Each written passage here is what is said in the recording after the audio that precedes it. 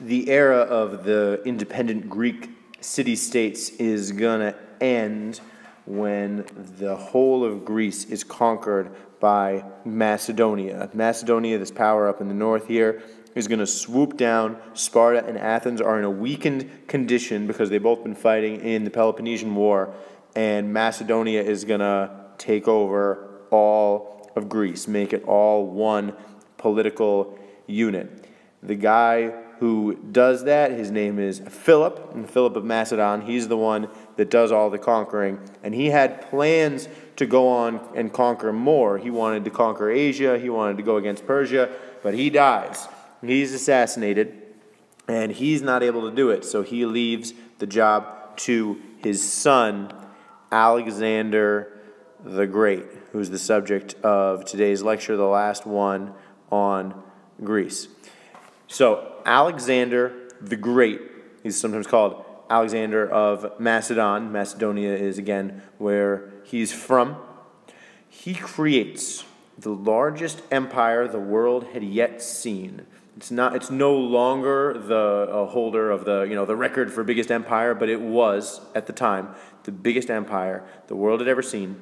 And he widely spreads this culture that we'll talk about called Hellenism. But we'll discuss that in just a second. I want to talk about his conquering for just a second. There are many, many books written on this guy, many movies, so you can do more research on your own if you're so inclined. He's a sort of an interesting figure. He's quite young when he sets out on this campaign to conquer the world. He's 20 when he starts this, and what they do is they go along this whole route that you see in red here, right? So they start in Greece, they go over and they attack Persia, and they go, and he's just essentially very, very successful. Goes all the way down to Egypt, conquers Persia, keeps going all the way to the edge of India. So again, this is 13 years that begins when he's 20 years old, and he essentially conquers the biggest empires, the biggest civilizations that exist at the time. He goes against them all, and he bests them all. He conquers Egypt, founds Alexandria, a city in Egypt that still stands today.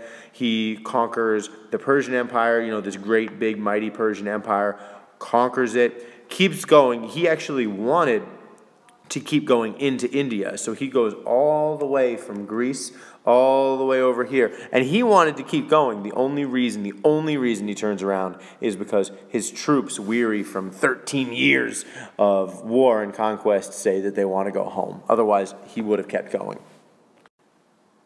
Alexander was an interesting conqueror. What he would do is when he conquered an area, kind of like Cyrus back from chapter 2, he wouldn't make them change their culture.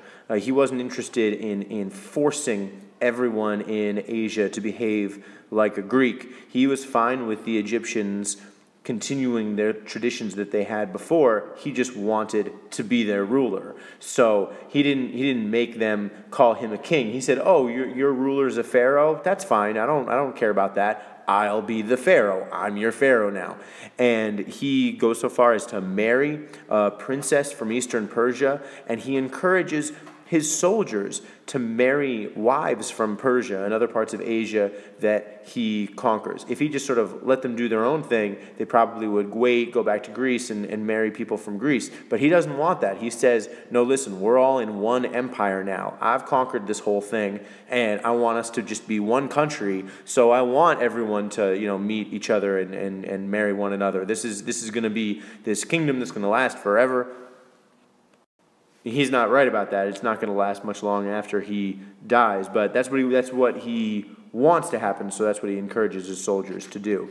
But, in fact, he dies. He doesn't even make it back to Greece, actually. He dies on the way home. So he dies of a fever in Babylon when he's only 33 years old. So he's 33 when he dies, having conquered much of the world that the Greeks knew about. And almost right away, his empire is chopped up into a couple different pieces. So one general gets the old Persian Empire, basically. One general gets Egypt, and one general gets Macedon. I'd like you to think for a moment, what's your impression of Alexander and his accomplishments? On the one hand, he's able to conquer all this land by the time he's 33. On the other hand, the empire doesn't really outlive him by very much. So is that impressive or not impressive? That's a potential question you might get on an essay, on a test. Now, over here, this is just what is Hellenistic culture, this culture that he spreads. Even though the empire doesn't last very long, his sort of cultural influence of having all these Greek people meet all these people from Persia, that is profound. And you see the sort of Greek influence on Persian art for a very long time. And just in essence, this is what I want you to know about that. And the cities were very diverse sort of cities. Also, many of he founded many cities and named many of them Alexandria. I don't know if you noticed on this map right here, but you can see right in his conquering, oh look, he found a city there. All these cities in bold are ones that he founded. So he founds Alexandria over there, then he's down in Egypt and he decides to form, Alexandria, it's a good name for a city. Then he's over here in the Middle East and he founds, why not do another Alexandria? You'll notice another Alexandria right over here. And you'll notice, this guy wasn't necessarily the most humble of guys, because you'll notice a couple other cities he founds named Alexandria. So he's a guy that liked his own name. He's someone that certainly was very, I don't want to say arrogant, very confident, possibly with reason to be. He does best most of the people that he meets. By the way, on this picture right here, this is Alexander. This is a mosaic that is an artistic depiction of Alexander defeating the Persian king in battle. So that is Alexander. Again, potentially ponder what your impressions are of him. Are you impressed? If yes, why? If no, why not?